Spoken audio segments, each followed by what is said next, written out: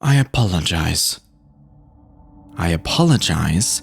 It's come to this for you to figure this all out. I apologize I had to bring it all so close to home before you connect the dots. I thought you were more perceptive than that. Your arguments were always so convincing that I presumed you'd be able to see the logic in what I was doing without me needing to spell it out like this, but obviously not. So, for that, I apologize. You probably don't even know how far back this goes. That probably irritates me the most. That's why I need to explain this to you now. You probably don't even remember me. I was just a friend of a friend of a friend at another bustling party. You probably met 50 others like me that night. I'm not surprised I didn't stick in your mind. But that's not the issue, because you stuck in mine. Not because of how you looked or what you did.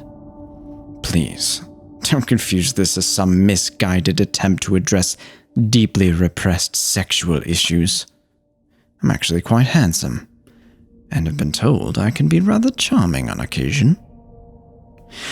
Indeed, that very same party, I did not leave alone. Don't worry, she wasn't one of the girls I used to make my point, though she did give me your name so I could add you on Facebook, an invite you unthinkingly accepted. No, it wasn't your outfit, nor the amount you drank, nor the way you danced that sent me down this road. It was your words.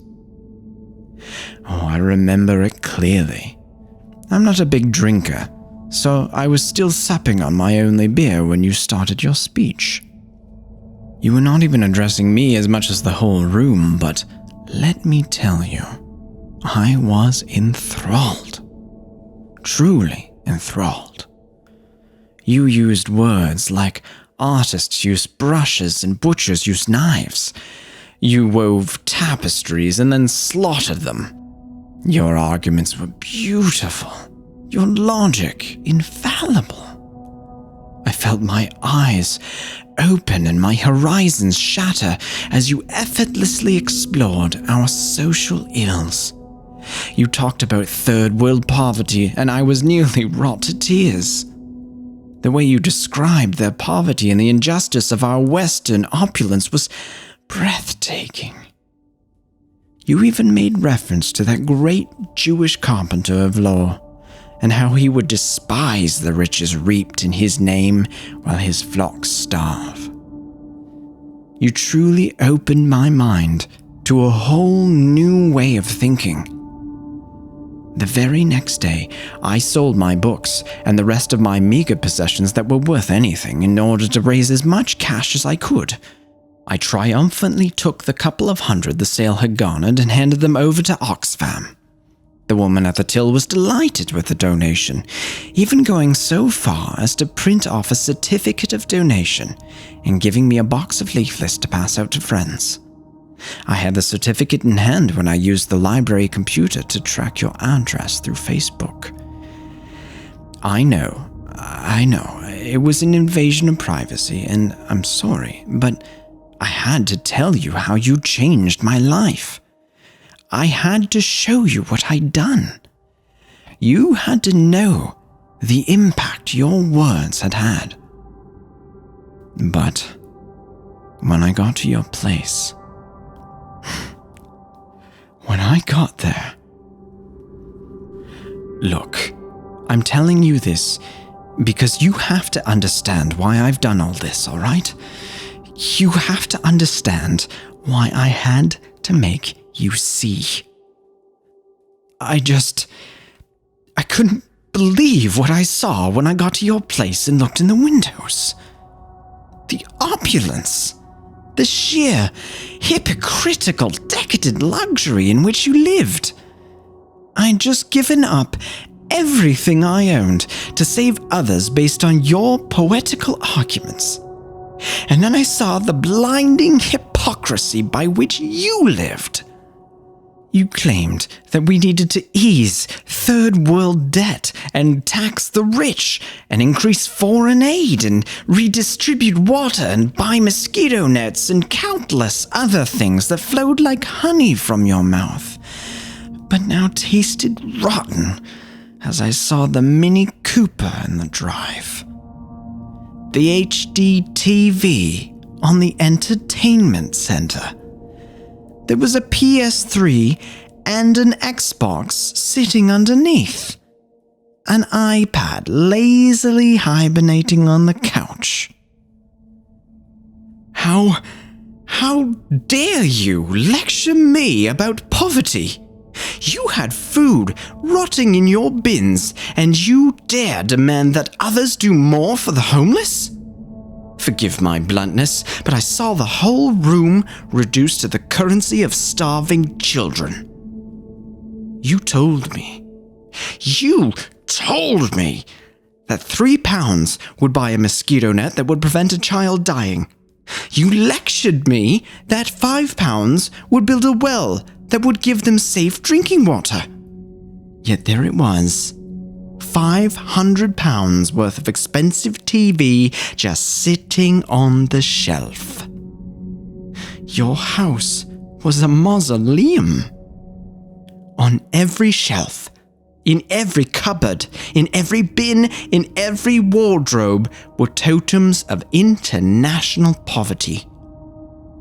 You watch the same advert about the same starving children that I do, but then you sentence 30 more to death in order to go HD. You sickened me. I had to make you see. I realized what it was. You were too far removed from it. You didn't equate your TV with dead children 3,000 miles away. Why would you? But that's what it was. So I had to bring that home to you. I thought that when you'd connected the two, you'd make a donation, and that would be that. You'd have seen the point. But when you saw the news report about the homeless woman I used to make my point, you didn't make the connection between it and the leaflet. You threw it away. You didn't even read it. I had to make another point.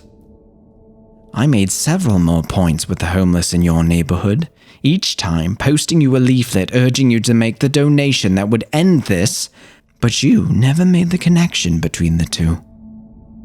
You kept throwing my leaflets away with the junk mail. You wouldn't even read the pleas written therein. One donation would have ended this. One thing that would have shown me you'd heeded your own advice. But nothing. Eventually, it became dangerous to keep making the point in the same way. I had to make another point. This time, it was one of the baristas where you bought your overpriced coffee. Maybe you spotted the missing posters around town, but maybe not. Maybe you've not even noticed he's gone. But you still didn't get the connection when you threw away the latest leaflet, begging for a donation. You could have ended this if you'd recognized the point I was making. But you didn't. Today, I've already lost track of how many points I've made. You've missed them all and thrown away all my leaflets. Ruined every chance you had of stopping this and adding the blood of my points to the death toll in your living room. See, if you're reading this, you might be horrified. Your faux horror amuses me. Oh, I can almost see you, indulgently crying with your hand theatrically clasped over your comically agape mouth. It makes no difference. Let me ask you a question. Knowing what you do now, knowing it was all about you, would you do anything different? Would you go back to my first point and make a donation like I'd wanted you to? Why? If you'd sell all your stuff to save that missing barista or all those homeless, why not for all those starving children and beaten animals? Or any of the countless other unfortunates whose pleas for help you turn over from or throw away, while at the same time polluting Facebook feeds with demands for likes or ruining dinner parties by waxing lyrical about how everyone except you should change their ways and save the world? Why does it need to be someone you know before you understand? How can you cry for the deaths of your friends and family on one hand, and then sentence 1,000 more to death every time you want a new computer? I'm giving you one last chance.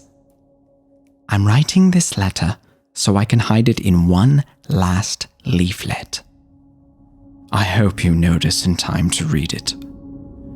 I won't even make a point for this one. You can have this one for free. But rest assured, I had better see a donation, or my next point will be one you won't soon forget.